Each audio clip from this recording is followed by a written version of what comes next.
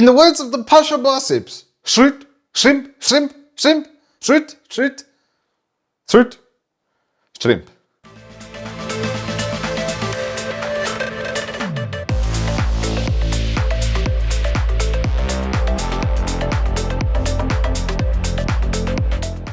Good afternoon and welcome to Turbo Tortoise Tech. All jokes aside, Shroud, no hard feelings, Mikey, I got your back.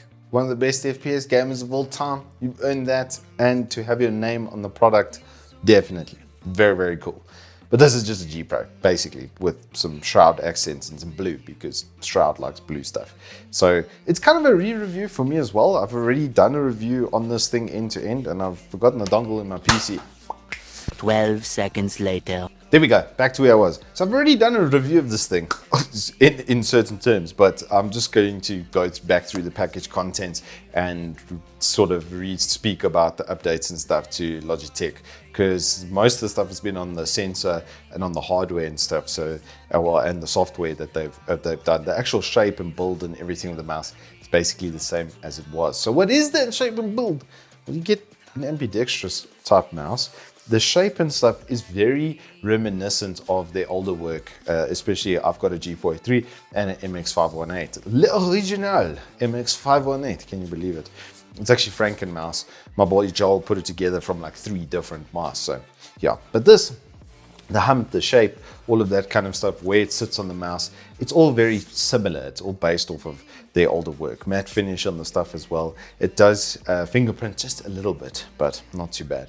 Much better feet layout on the bottom over here than their previous stuff, much more surface area, and they've covered around the sensor hole as well, which you absolutely have to do these days, otherwise they do tend to catch on the pad, which is a bit poof. No spare feet in the set, which would have been nice, especially considering there are a spare set of thumb buttons for the dual sort of setup ambidextrous design. I would hazard a guess some mad lad will be able to use these with his finger like that sort of thing, but the idea is that it's left or right-handed, and then you can take these out and actually put the buttons in. These are just like placeholders, so you can then, well, I'm not going to do it right now, but you can take them out and you can put the buttons in, so you can have it on either side of the mouse, depending on if you're left or right-handed. True ambidextrous design, which is nice, because I know a lot of lefties, there's just not a lot of good mice that are really out there for you, but now you get one of the best. Speaking of the bottom of the mouse, that's where you'll find the on-off switch, which is just that little guy over there, and then next to that on the other side of the sensor, you'll have the DPI switch. I'm not too convinced on having it on the bottom. Hardy does do mine. I'm trying to talk to homies. Can you leave? Thanks. Sorry. South Africa. Dardy didn't ha, and now the ha has done dod. So DPI switch is like chilling on the bottom over there, right?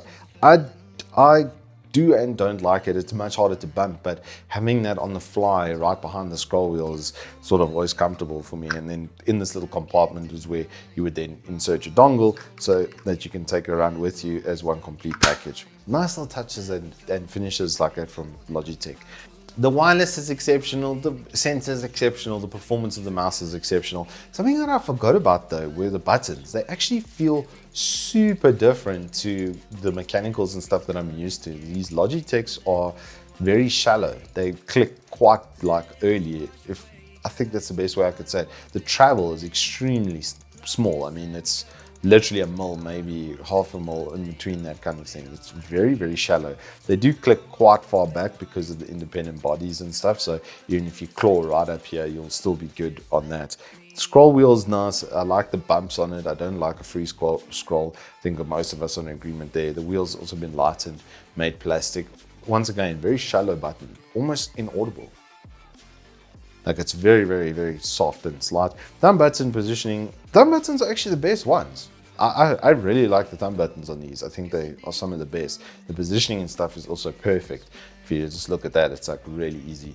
With the rest of the package, you do also get the traditional connecting block setup, which I do like. So you can have it connected in like so, and then have your dongle in the other side. And then whenever you need to charge the mouse, which you'll probably only need to do like once a week kind of thing, because this battery life on these is very, very good.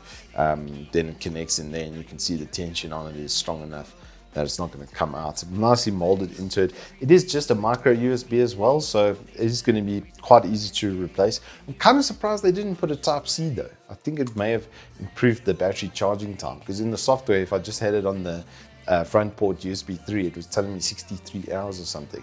If I plugged it in the back, then it was like a normal like hour, 2 hour kind of sort of vibe. That's also something weird, because those should be full power USB 3 front ports. It's more than likely the case though, and not the mouse. Another thing I noticed as well is if you do turn off the RGB and you're not too worried about having that, normally it would be there in the G logo, but if you don't really want to have that or any lights around the back of the mouse, you can just turn them off, which is what I've done here. It's actually on right now. Even if I click, you'll see nothing really comes through. So I've done that because it extends the battery life by like 10 hours by turning off that one LED. So if you want to rather have battery life than have some RGB on your desk, I mean, it's already got the Shroud branding and everything on it. So kind of moot point there. But one thing that's really nice about the progression of this piece of technology is the price point has come down like 20 or 30% compared to early adopters tax. I remember there was a couple of guys in the comments that like, I don't care how much it costs, I don't care like what it does, it costs way too much money. And I think that it's sort of normalized, because at the time this was the first like 80 gram or less full wireless mouse that really had come out. So I think with the market becoming more saturated, they've actually had to make that G Pro Super X at like 63 grams, and this is now 1899. The Shroud edition specifically is a limited edition run. It's not going to be for sale on Evetech, at least for the foreseeable future, but this is exactly the G Pro, and this is the one I would go for, honestly. The 80 gram feels really nice. The 63 as well, I have some mates and stuff who've used both. I actually haven't used the Super X yet. They said it's still great. It's just obviously slightly less battery life, slightly less to get that weight down sort of thing. And lastly, I got to talk about the software improvements, because they actually are quite nice. The layout and stuff has been improved considerably. The user friendliness of it is way up. The quick call and drag to drop onto the buttons for macros is a nice little update and touch as well. The ability to select which mouse buttons you are going to use in the actual mouse settings is cool. The estimated times for battery and charging and stuff, really nice updates, really cool like info to be able to have. And the customization of the lighting even, I mean, you can do it based on like 100 millisecond intervals now that you can do for the various lighting profiles.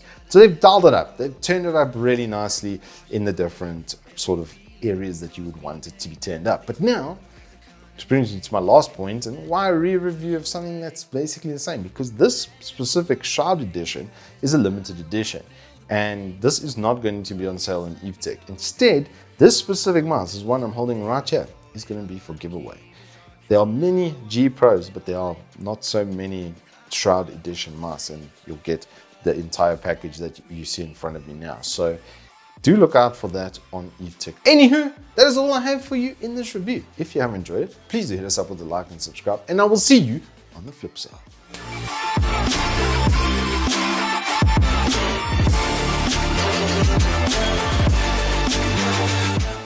It's Shroud or Shroud? Shroud. Shroud. Like shrimp. Shrimp. I am joking, my friend. God, you know what the problem is about that video? You know what's gonna start? It's gonna start the Pasha Shroud meme again. It's gonna restart, you know? That was about to end. That was coming to its end. People finally stopped asking me, is it Shroud or Shroud? Or whatever they said, you know? They stopped asking me that. They stopped. Now they're gonna ask it again. I like big